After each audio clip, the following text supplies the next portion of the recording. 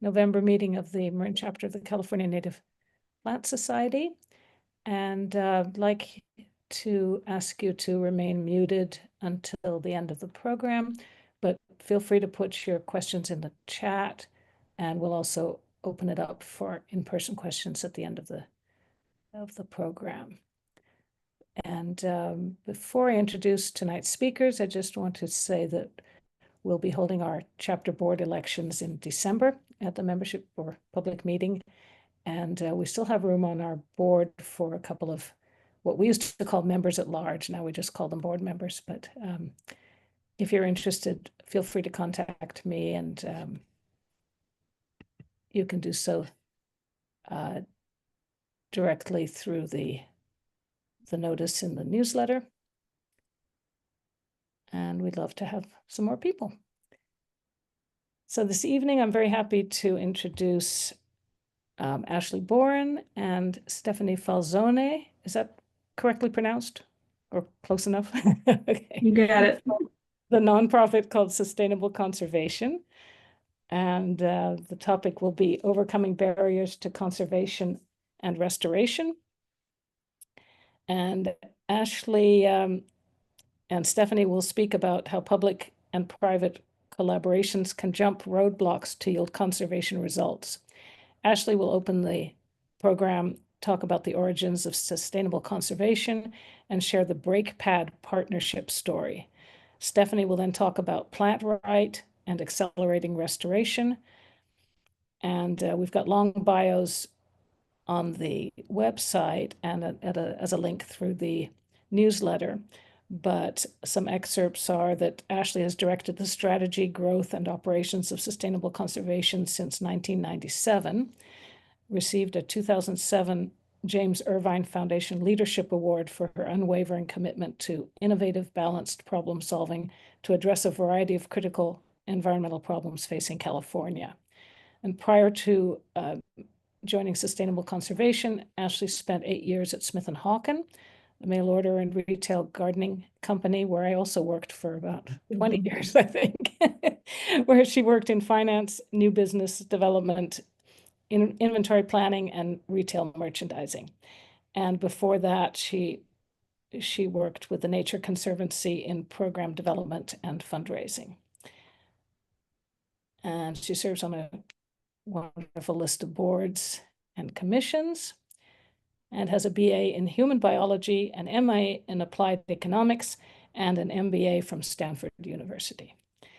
And Stephanie is the senior project manager with this nonprofit, and has been with the Accelerating Restoration program since 2018, where she serves as the program's lead for outreach, communications, and research. She also led the development of the Accelerating Restoration website, which she continues to manage. And she received a BS in environmental science from UCLA and worked in outdoor education and habitat restoration before earning a master's degree from the Bren School of Environmental Science and Management at UC Santa Barbara, with a specialization in conservation planning and a focus in strategic environmental communication and media. So she also started with the PlantRight program for sustainable conservation in 2016, and in her spare time is still passionate about plants and manages a communal garden with many California native species. So welcome, Ashley and Stephanie.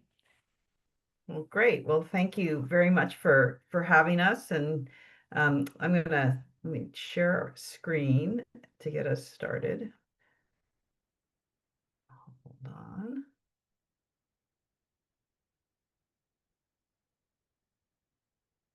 Okay. Can everyone see that slide that says overcoming barriers to restoration, conservation restoration? I'm going to take that as a yes. Yes. Okay, great. So we're really happy to be here. Thanks for having us. What I'm going to do is give you a little bit of an introduction to sustainable conservation and give an example of one of our early projects that kind of, I think, illustrates well how we work. And then I'm going to turn it over to Stephanie, and she's going to talk about our PlantRight program and our Accelerating Restoration programs with you. So a little bit about sustainable conservation. Oh, that's me and Stephanie. Our mission is to advance the collective stewardship of California's land, air, and water. And that means that every day we're bringing together business, farmers, scientists, government, environmental groups, community representatives to steward the resources that we all depend on in ways that are just and make economic sense. And we believe everyone's got a role to play in stewarding our state's incredible natural resources. So key themes you're going to hear as we talk with you is first that all of our work is science-based. We rely on the latest scientific work coming out of our state's universities and colleges. Second is collaboration. We do everything in partnership and are known for bringing diverse interests together to find and implement solutions.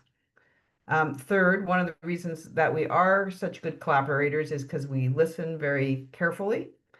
We really want to understand where our partners are coming from, what's on their minds. And then lastly, we're focused on achieving measurable results that create positive change for the environment.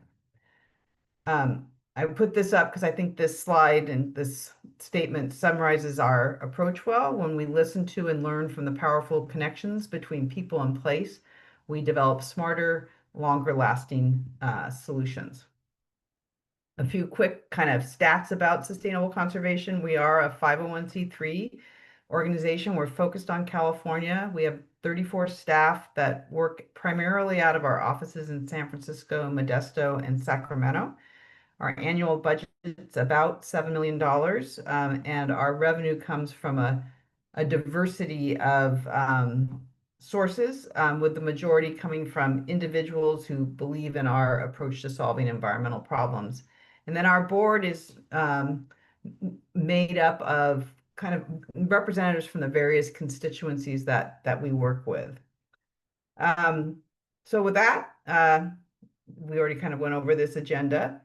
So the genesis. So back in the early 1990s, when the word sustainable, believe it or not, was not used very often, not the ubiquitous term it is today, the primary tools to advance environmental goals really were regulation, litigation, and land acquisition. And Sustainable Conservation's founders felt that the environmental community was missing a major opportunity to work more collaboratively with the private sector.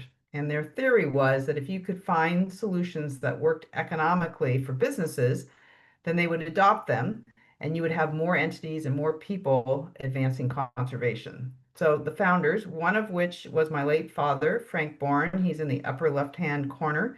They were all in the real estate business.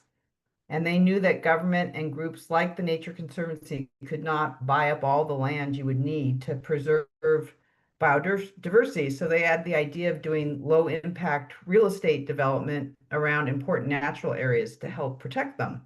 And their first project was in the Elkhorn Slough in Monterey County. It's California's second largest estuary after San Francisco Bay. And estuaries, as I'm sure you all know, are where fresh water meets salt water, and they're among the most productive habitats in the biological world and able to support many species. And that's certainly true of the Elkhorn Slough. There are more than 340 species of birds, 100 species of fish, and 500 species of vertebrates that have been seen here. But the slough is also surrounded by grazing and agricultural lands, and how those lands are managed can have a really significant impact on the health of the ecosystem. Between the grazing and the strawberry fields, the Elkhorn Slough had some of the worst erosion rates west of the Rockies, which is not a recipe for protecting the rich biodiversity and the ecosystem of the slough. So sustainable conservation bought 40 acres bordering the slough, put an easement on 37 of them, and developed 3 moderate 1-acre sites. They restored those 37 acres, which had been badly degraded, and also began working to incentivize other landowners to do erosion control and restoration. And as we talked to the landowners and listened, we quickly discovered that permitting was a major barrier to them implementing environmentally beneficial practices. when farmers and ranchers found out that they had to go to 7 different government agencies to get permits, all pictured here in this circle, they basically said, forget it. So essentially, our environmental regulations, which were enacted to protect the environment, which is very important, but they were also preventing landowners from taking action to actually protect the environment. So sustainable conservation set out to fix this problem, and Stephanie's going to tell you that story in a little bit. But before I turn it over to her, I'm going to share an example of one of our early projects because, as I said, I think it illustrates well how we go about trying to solve environmental issues. And that is the brake pad partnership. So every time you hit your brakes, a little bit of dust comes off and lands on the roadway. Rain washes that dust into our rivers, streams, estuaries, and San Francisco Bay. And this might not seem like a big deal until you realize that in places like the Bay Area and Los Angeles, where there are millions of cars on the road, people are hitting their brakes hundreds of times a day. Um,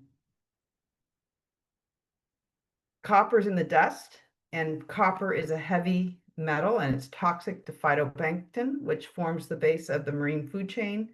It also interferes with the sensory perceptions of salmon. It disables their ability to detect predators and find their way home to their spawning grounds. So in the late 1990s, it was not clear really how significant a contributor copper from brake pads was to the high levels of copper that were in San Francisco Bay. And the traditional approach to an issue like this would be a lawsuit, with the environmental community on one side and the industry on the other, each hiring their own scientists and kind of duking it out in court.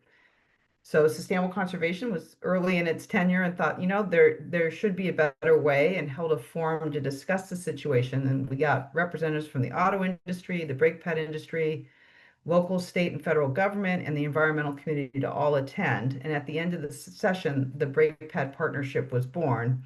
And the group decided they wanted to see if they could address this issue of copper in brake pads collaboratively rather than resort to litigation. So the partnership comprised members of the brake pad industry, local stormwater agencies, the Environmental Protection Agency, and the environmental community represented by the Sierra Club. And sustainable conservation led and facilitated the process. And when the partnership started, the group quickly agreed that there really was not enough science to justify the brake pad industry, which is an international industry, reformulating all of its brakes. San Francisco Bay did have high levels of copper, and local government had tightened the discharge requirements on manufacturers who use copper, but the copper levels in the bay were still high. So the city of Palo Alto had the idea that copper might be coming from brakes, and they smashed up a few and found significant amounts of copper in them. But our government representatives and the Sierra Club agreed that copper in a few brakes, again, was not enough evidence to compel reformulation of the brake pads. So the group agreed that they should develop the science together to figure out what was going on with copper in brake pads and to determine if it was or was not a problem for water quality. So good science was really critical to informing this issue, as brakes are obviously a very important safety product. And together, this coalition guided the scientific work that needed to be done. So I always like to ask a question, and that is, can anyone guess, and my sister Dana can't because she knows the answer, can anyone guess what percentage of copper in stormwater runoff in urban areas was from brake pads from these studies?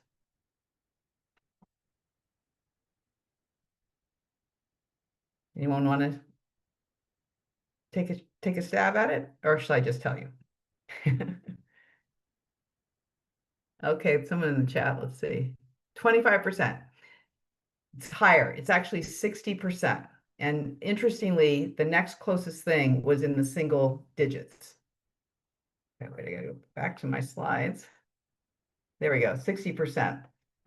So because everyone, all the stakeholders had been involved in this process of guiding the science, everyone was brought into this number when it came out of 60%. So After these studies indicated that basically brake pads were the major source of copper pollution in our waters, we turned to what to do about the 60%. And it was the brake pad industry that recommended our coalition pursue legislation in California to phase copper out of brake pads. And it's important, I always like to note that it wasn't Sustainable Conservation or another environmental group proposing this policy solution. It was really a policy solution that was informed by the dialogue among the industry and the industry suggesting itself. So, and the reason is we had a lot of the major players at the table, but we did not have everybody. And so they wanted there to be a level economic playing field. So they felt that if we got legislation, that would, mean that all the companies would have to follow the same rules. So we worked hard as the honest broker between the brake pad industry, the environmental community, and our government stakeholders. The industry needed legislation that was going to give them time to do all the R&D necessary to formulate new brake materials, and then the time for the auto industry to get those new formulations on all the models of cars. And so we were able to craft positions that gave the industry the time it needed, but also provided local government and the environmental community with hard targets and deadlines. And I'm really proud to say that the brake pad legislation passed with overwhelming bipartisan support and the support of the auto and brake industries, city government, and the environmental community, which is, pretty unusual for major environmental legislation. And because of this bill, today there is virtually no copper in any of our brakes in California, which is great news for aquatic habitat. This is a picture of San Diego. San Diego, Los Angeles, and the Bay Area are all benefiting from this legislation. These are our highly urbanized areas in California. And because we were able to get this legislation that's basically preventing pollution at its source, they do not have to invest in the treatment technology that would need to clean up copper once it was in the water, which it would have been extremely expensive. And then the beauty of working in California is that our environmental solutions often end up benefiting the rest of the country. In the case of brake pads, because California represents 12% of the car market, the brake pad manufacturers reformulated not just for California, but for all of North America, and in fact, parts of Europe and Asia as well. So this legislation that was signed in 2010 by Governor Schwarzenegger is going to improve water quality and habitat in the Chesapeake Bay and the Great Lakes and other areas across the country and world. And with that, I'm going to stop share and I'm going to turn it over to my colleague, Stephanie.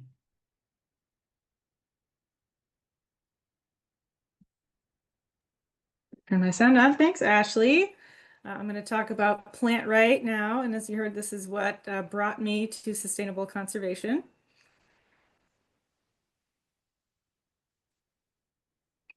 I think we're all familiar with invasive plants like Scotch broom pictured in this slide. Invasive plants take over landscapes and cause damage by crowding out native species, altering soil chemistry, increasing fire risk, and much more. When we began this work in the mid-2000s, conservative estimates put the cost of invasive plants at 80 million annually to simply contain and limit the spread of these invasive plants in California. And how did they get here? This pie chart shows how invasive plants had come to California. And you can see that as of 2000, nearly 50% were introduced through the nursery trade, meaning that gardeners were unknowingly buying plants that were jumping their fences and spreading onto nearby open lands. Similar to the brake pad partnership, sustainable conservation brought together the nursery industry, conservation groups like the Nature Conservancy and the California Invasive Plant Council, government agencies, and scientists to tackle this issue. After listening to one another, including learning about the impact of invasive species and the nature of the nursery industry, the group pretty quickly agreed on a definition of invasive and focused on the most common invasive plants found in nurseries. And they came up with the solution of promoting non-invasive alternatives for each of those invasive plants that nurseries could sell instead. So this is the kind of the calling card of PlantRight. That's the invasive plant list. And options for all kinds of different regions of the state. For example, this is Mendocino ryegrass, which in my opinion is even better looking than green fountain grass and Mexican feathergrass, and it's a California native plant and not invasive. This is at the Berkeley Botanic Garden, in case anyone was wondering, a few years ago. And the program built partnerships with nurseries around the state. This retail nursery partnership program is a huge part of the success of PlantRight. So that was with, from big box stores like Lowe's to small chains like Sloat that are in the Bay Area to independent nurseries around the state like Plant Foundry in Sacramento.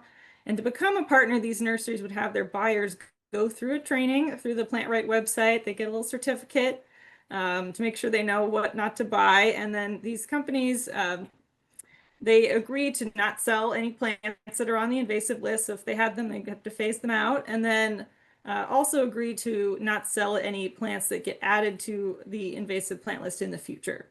And on the PlantRight website, there's a page with all the retail nursery partners that can be filtered by county.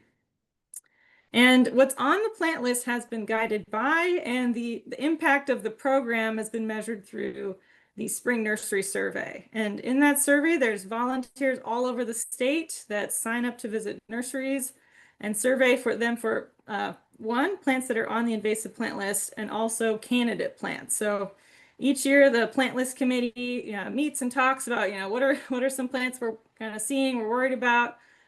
They get evaluated through the plant risk evaluator or pre-tool. So it's a, to evaluate, what's their invasive risk. And then the next thing we do is, have them as a candidate plant to see, well, how widely are they being sold? Because we want to make sure we're putting relevant things on the plant list. So while we have not eliminated the sale of invasive plants, PlantRight has significantly reduced the volume of invasive plants being sold. So as you can see on that lower green line, this is the original cohort of plants that we started working on in 2006, and their decline in sale, so just 6% in 2021.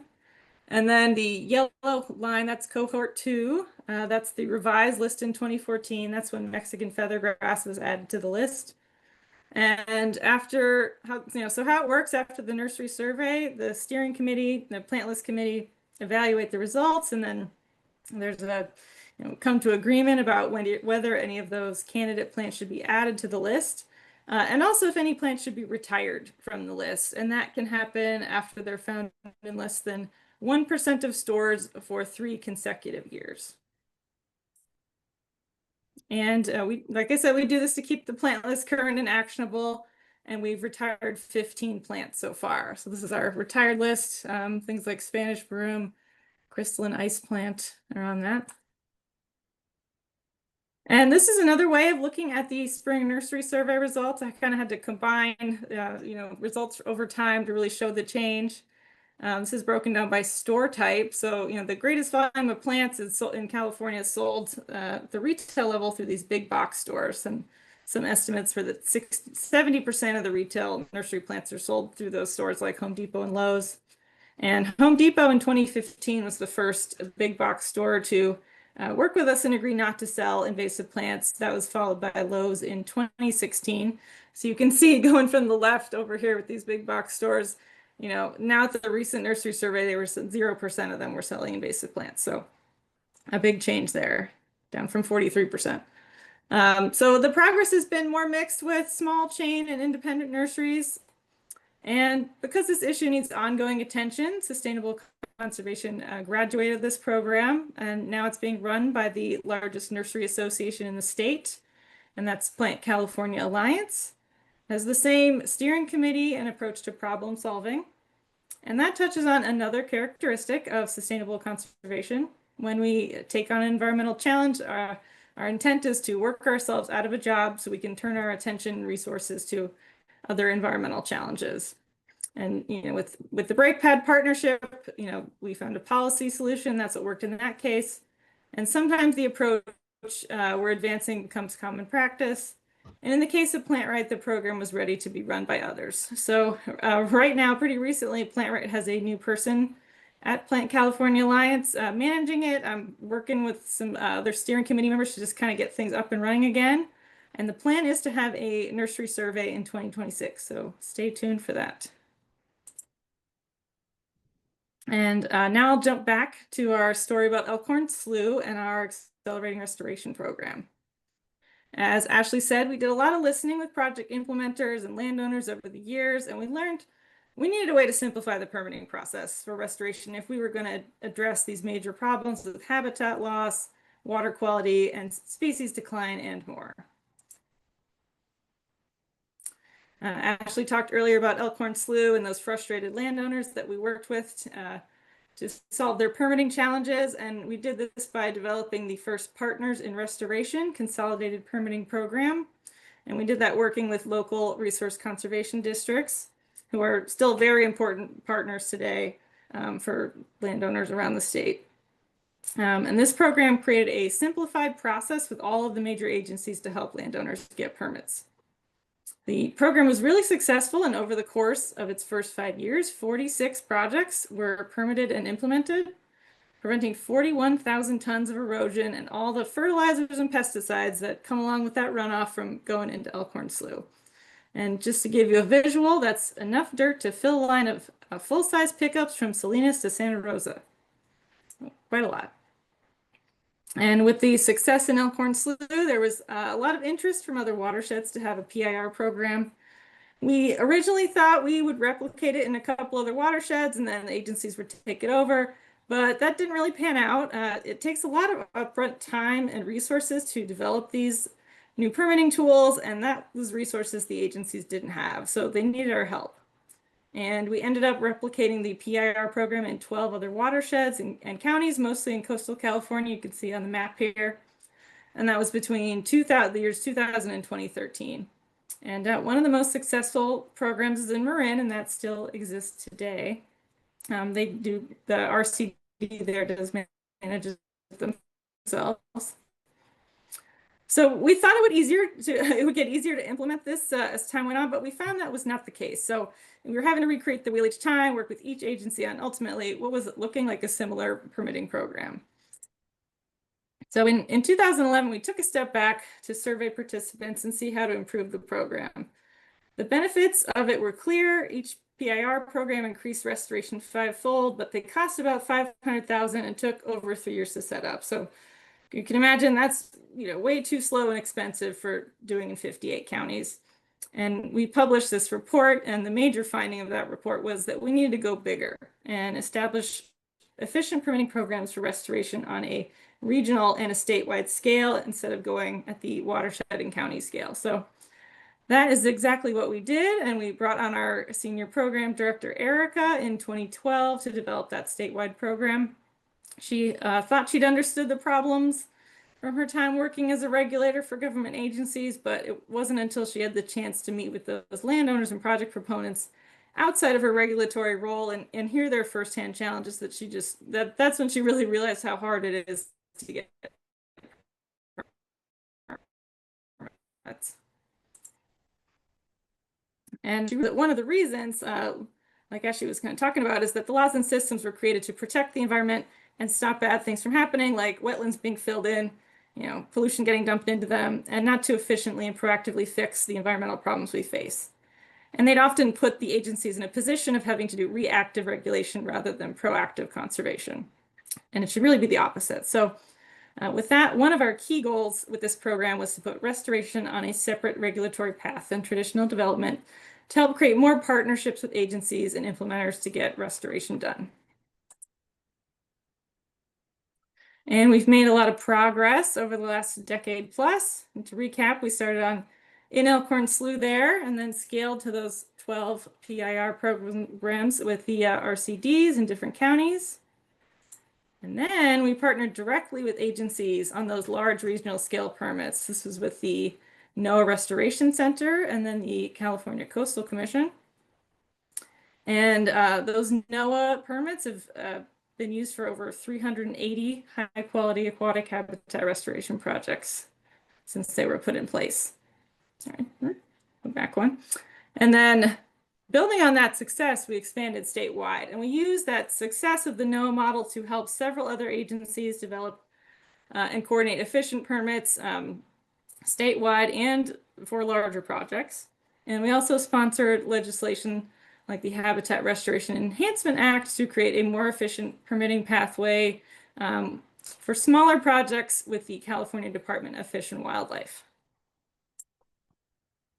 And a major catalyst that helped us with our statewide progress is California's Cutting Green Tape initiative. And we get asked a lot, you know, how your program relates to cutting green tape. So I'll tell you right now. This is California Natural Resources Secretary Wade Crowfoot. And when he became secretary in 2019, he already knew about our work, but after being approached by the California Landscape Stewardship Network, and that's a network of land managers and restorationists who were facing challenges getting their work done, he launched the Cutting Green Tape initiative to speed up restoration. And the initiative brought together diverse interests from around the state. They actually managed to have in-person meetings right before the pandemic began, and got to talk about these problems at big tables together.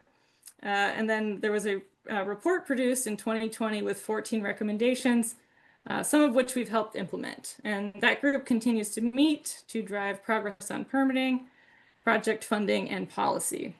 And the Resources Agency also sees cutting green tape as important for meeting the state's 30 by 30 conservation and climate goals. And with the current political climate, I just want to be really clear about what we mean when we talk about an efficient permitting process for restoration, what that means. So some of these things are avoiding duplication by combining agency processes, having these agency staff meet all together to talk about a project and hear about it all at once, get to ask their questions all together, hear each other's concerns, has consistent environmental protection measures coordinated across these agencies. That was a really important thing we did with these statewide permits, is develop them at the same time and had them as coordinated as possible. It should also be tailored to restoration projects rather than general development, because you got to be working in aquatic habitats, in endangered species habitats. And it should have an efficient and clear application that everybody can understand. Only the relevant technical information should be required. So not having a one-size-fits-all approach, because these projects can be of quite varying scale, from 5 acres to 5,000 acres. So not having a one-size-fits-all approach in that way. And just efficient and overall, reduced time and cost compared to traditional permitting. And understanding, having that kind of collaborative spirit in the process with the agencies and project proponents, that we're really working together to get something important done. And this is all while protecting resources and avoiding and minimizing any potential negative impacts. So there's lots and lots of protection measures. I want to be clear that these tools do not bypass any environmental protections. They include very robust conditions and design criteria to ensure high quality projects move forward. And this is just an overview of the restoration specific permitting pathways that are in California right now. It doesn't include every single thing, but it includes a lot of them. And it also shows we've got some that are for these smaller projects and also some for quite large projects. And I'll show a couple examples in a minute. So yeah, this is more of a snapshot of it's taken all this time to develop. So as Ashley said earlier, we are outcome focused, and these pathways are the result of the process of deep listening, considering science, and focusing on results. And this is the results of 2 decades of this work. And do these work? Yes, they do. This slide is showing some of the progress made using these efficient pathways by these really special dedicated restoration teams at agencies like CDFW's Cutting Green Tape team and the NOAA Restoration Center. And these teams have saved millions of dollars in permitting costs, significantly reduced review time. Sometimes they're involved in the planning from the start, so they really know these projects. And these permitting focused restoration teams, they also get significant praise from applicants during our interviews. And people really want to see more cutting green tape type teams at other agencies because of how well they work. And this slide's another way of showing progress that's been made over time. Don't worry about all those acronyms. They just represent the efficient permitting pathways I showed you a couple slides ago. What I really want to point out is how much the use of these restoration-specific permits has increased over the years, and that's happened as more tools have been developed and as agencies and applicants have seen their benefits. So I'm going to show you a couple examples because that's the really fun stuff. So the recent Lagunitas Creek project by Marin Municipal Water District, this one used 6 different efficient permitting pathways to enhance riparian and in-stream habitat for coho, salmon, and steelhead. Yeah, they're going to be doing a couple more phases on this project. And some of you may have seen, there's an article in the Marin Independent Journal talking about how this project is increasing salmon in the creek. And after only 1 season, they've seen a 10-fold increase in coho and steelhead juvenile fish using the creek. And they have more to go, more phases. So it's really exciting news for the local fish population. It's been a, if you restore it, they will come situation, which is pretty exciting. And since these permitting pathways were developed, the consulting team for this project told us they could, they had more projects going in a summer, 5 instead of just 1. So really helping to accelerate restoration at the pace and scale needed to recover species. And they, during this visit, they just talked, again and again, how much more collaborative the agency staff have been. It's really changed the whole culture. And our friend Peter Vandenberg from the Nature Conservancy also said efficient permitting is allowing restoration practitioners to really focus on, doing landscape style restoration, not having to do it 500 linear feet at a time. And he's able to focus less on preventing extinction, instead really moving toward achieving abundance in fish populations. So they're doing a lot of really awesome work up on the 10-mile river on the North Coast. And now I've been asked to talk more about the plant part of restoration. So this varies from project to project, but many aquatic riparian restoration projects involve removing invasive plants, revegetation with native plants. For some projects, it's more of a smaller component of the project, and for other ones, it's the main focus. So this example by the Ojai Valley Land Conservancy and Ventura County RCD is a huge project to remove invasive arundo donax, and several other invasive plant species, and revegetate with native plants on 24 river miles and about 2,000 acres of the Ventura River watershed. And this is going to be over 10 years. So, and they've got a really impressive website about this project. That's where this image comes from. You can slide it from side to side to see what it's going to look like after they're done. And this is a project that is using efficient permitting pathways, so very exciting. A little closer to home is the Chicken Ranch Beach Wetland Enhancement Project in Marin that used the Habitat Restoration Enhancement Act project by the Tamales Bay Foundation. I saw your chapter visited this project back in July, and then it's since gone to construction. So it's a wetland enhancement project. It's going to improve water quality, habitat for native wildlife, and it also includes removal of eucalyptus, Scotch broom, ice plant, some other yucky stuff, poison hemlock, and revegetating with over 7,000 native plants. And then another project, I had to share this one. This is a big project with a big plant element.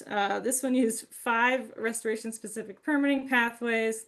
This is the Rancho Cañada Floodplain Restoration Project. This is on the Carmel River in Monterey County. I was lucky enough to get to go on a tour of this site before it went to construction in June. And they're going to be in construction 2 more seasons, and then there'll be long-term stewardship and monitoring the site. This is a project at Palo Corona Regional Park, and it's led by the Monterey Regional Park District with many, many partners and funders, and it actually was a former golf course. So another one of those golf course restoration projects. So a major component is reconnecting 40 acres of floodplain habitat that's been cut off from the river, because it happens the river gets, it's called in size, so we're shaped like this.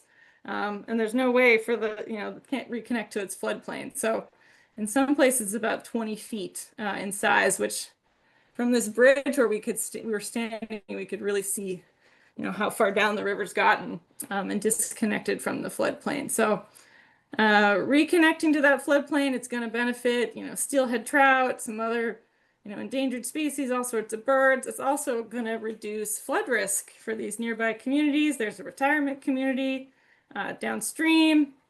So it's going to give, when there are high waters, it's going to give them a safe place to slow it and spread it and sink it. So multiple benefits. Now onto the plants. This was something I really wanted to include in this talk. This is the last stop on this tour I went on, and they talked about the plant part of this. So they had to think about 1.5 to 2 years ahead of time. That's how much time it took to collect and amplify locally native seed and to grow the amount of plants they're needing for this. So they work with Central Coast Wilds to grow these they're going to have 175,000 about container plants. Imagine planting that many things. And about 2 tons of seed, 30 different species. It's a lot. So Heritage Growers is amplifying the seed of several different native grass species they're going to have. And they had little samples of the plants to pass around on the tour, which I thought was really awesome. And we also had Linda Yamane, a basket weaver and member of the Rumsen Ohlone tribal community. And she was there to talk about how members of the tribe were involved in selecting the plant palette and including culturally significant species. And then once the restoration is done, this is a place where cultural practitioners are going to be able to go and collect plant material. So just a couple examples of that. They're going to put Santa Barbara sedge along a trail, so it's easy for them to go collect it. And then sandbar willow is a plant she was showing us and telling us about. That's really important for basket making. And she also talked about how they have to cut it off so that it's going to grow back nice and straight, which they need for the basket. So it's part of the the stewardship of the site as well. And that's something we've been seeing a lot more and more these days as tribes being more involved in the planning and implementation of restoration projects. So that's around the state. It can be things like what we saw here, also monitoring for cultural resources during construction, doing the construction like the Yurok Construction Corporation does. And then another example is River Partners. That's another nonprofit. They have their first director of tribal engagement. That's Austin Stevenot. And his involvement with that organization just began from inviting his family to what is now Dos Rios State Park. And that was the site of a very large floodplain restoration project at the confluence of the Tuolumne and San Joaquin River. So now it's the whole job he has, and they're doing a lot of other work with tribes around the state on the restoration projects. So if you want to see some more example projects and get more information on these pathways, along with many other technical resources, you really want to learn everything about all these agencies and these permitting pathways. And you can check out our website. That's acceleratingrestoration.org. You can also email us with questions anytime at restoration@suscon.org. And if you're involved in projects, we give free permitting consults on how to take advantage of these many permitting tools. I want to thank the State Coastal Conservancy for funding outreach and my time managing this website. And we talked a lot about progress we made, but there is more work to do to refine these processes and overcome some funding barriers so restoration can happen at the pace and scale we need. And last year we did a white paper. We got input from over 80 people, 39 organizations. This was agencies, tribes, project proponents to learn what's working, what else is needed. And then from that, we developed a set of recommendations. And we're now working with agencies and partners to roll them out and turn them into change that we're going to see. So you can check out the full report on our suscon.org website. I'll probably also throw it in the chat. And then now I'm going to pass it back to Ashley to wrap things up. Yeah, and I'll just do that quickly with this closing comment again. When we listen to and learn from the powerful connections between people and place, we develop smarter, longer lasting solutions. And we hope you've enjoyed and kind of seen the value that comes from collaborating, particularly across kind of diverse interests and addressing these issues. And we want to thank you for listening, and we'd be happy to take any questions. Stephanie, keep your slides up, because I see one question is asking to go show the slide with the definition of invasive species. Okay. Let me see that. I'm trying to find the chat And again. I'll Hold put on. I can put the accelerating restoration Okay, I have to click back. in the chat. Can navigate back.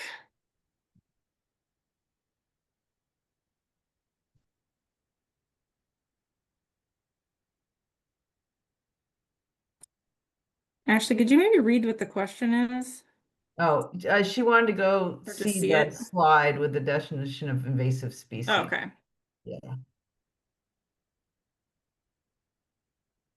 Right. Oh, there it is. Okay. Yeah. I think this, yeah, this came from this executive order.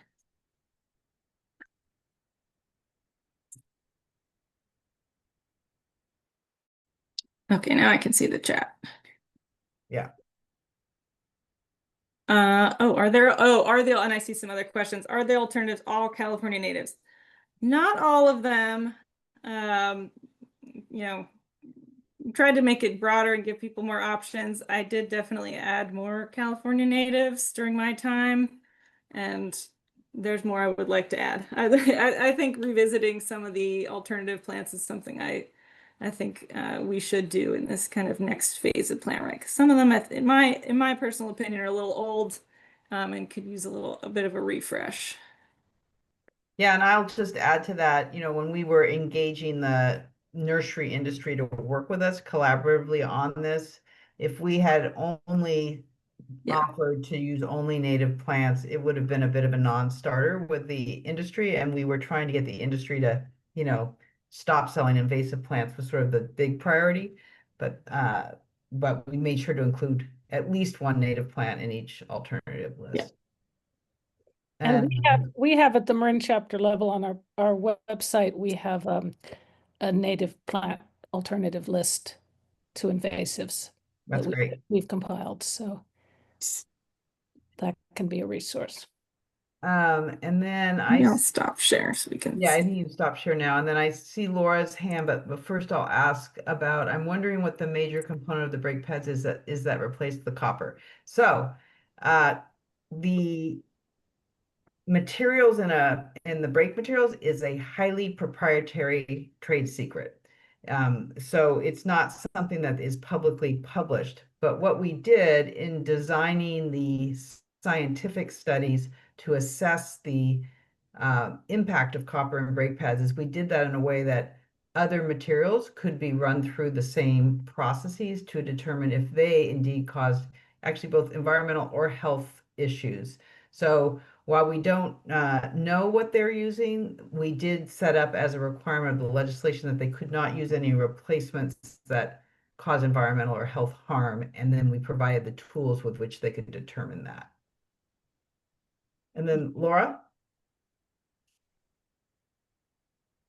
Hi, I was just curious, it's fabulous that you've streamlined the permitting process. We all know it's a headache, and that more restoration projects are being done every year.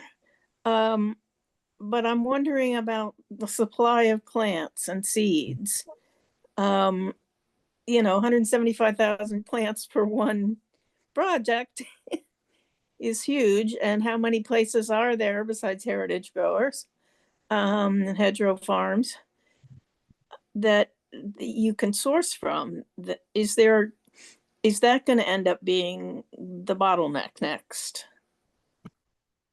Yeah, that I know that is a big issue. And yeah, for these larger projects, they'll do this contract growing. For the containers, it was a different. Yeah, I know it's a huge problem. So I do sometimes wonder, what's going to be will it be workforce? Will it be plants? It is definitely a big issue in the restoration community that's being looked at.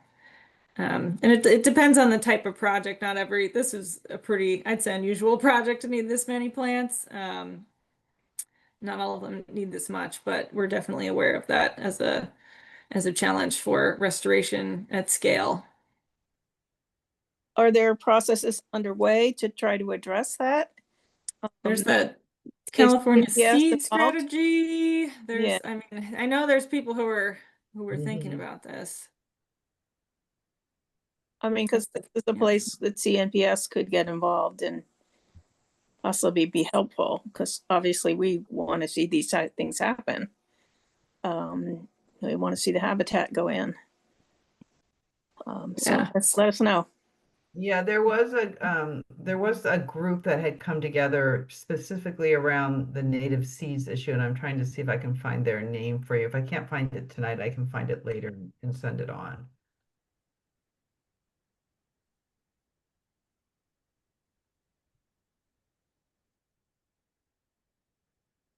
And I'll just put a couple more things in the chat while we're waiting. See if there's more questions, especially this page about Arundo was so cool. I thought it was a really great way to show the damage from an invasive plant and what it could look like once it's restored. So just another great communications and outreach example. And that was Ojai Valley Land Conservancy. Yeah, so this group was called the California Native Seed Supply Collaborative, and it was a group of people that was coming together. I don't know if they have a website, but they were definitely trying to get the state to take action. I have a newsletter that maybe I'll mail, uh, I'll email to you if you're interested. You can send it out. Yeah, I just would like to know who, I mean, I'm hoping CNPS is involved in it, and I would like to know who and how we can support them. Because that's an opportunity for growing plants and making money, not just, expanding the industry that we'd like to see happen, so that those places can also supply homes.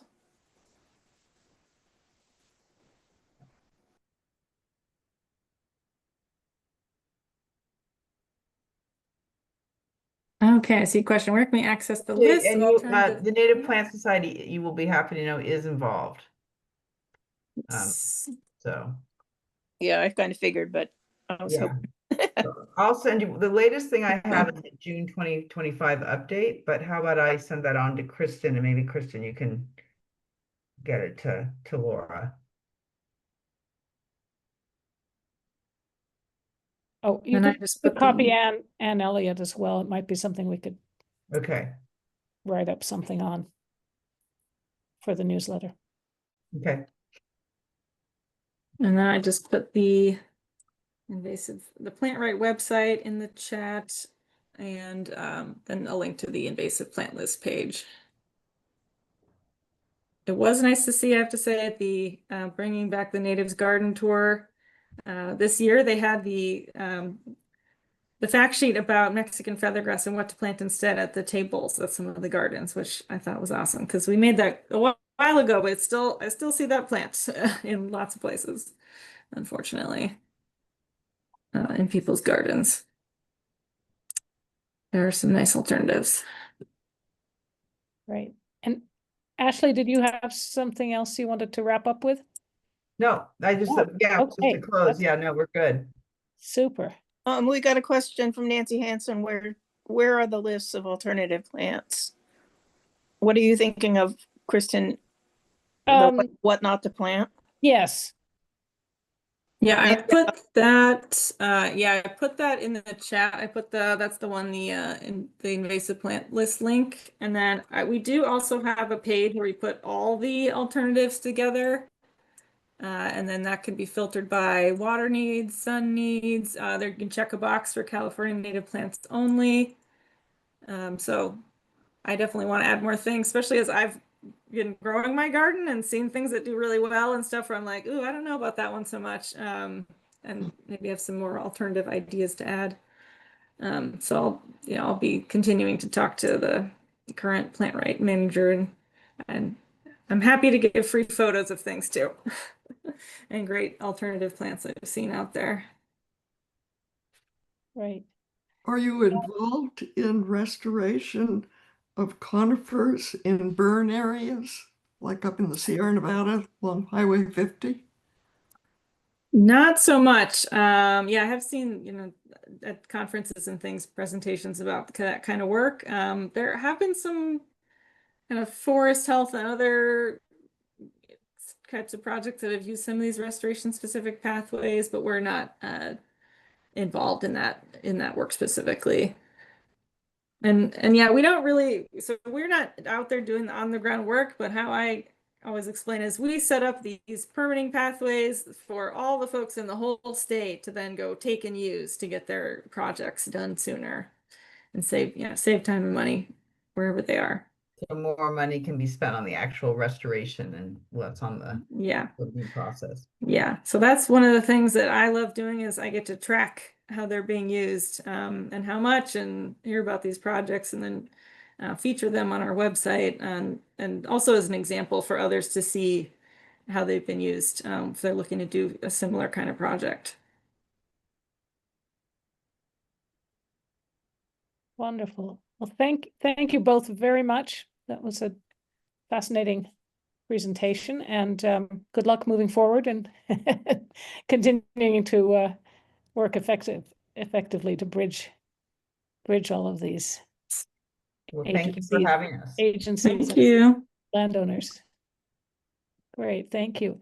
And then to the participants, I'm hoping that you'll join us again in December when we're going to have a program by local author David D. Schmidt, who has just published a book entitled San Francisco Bay Area and Environmental History that's just been published by Backcountry Press. So he'll be speaking for us on December 8th.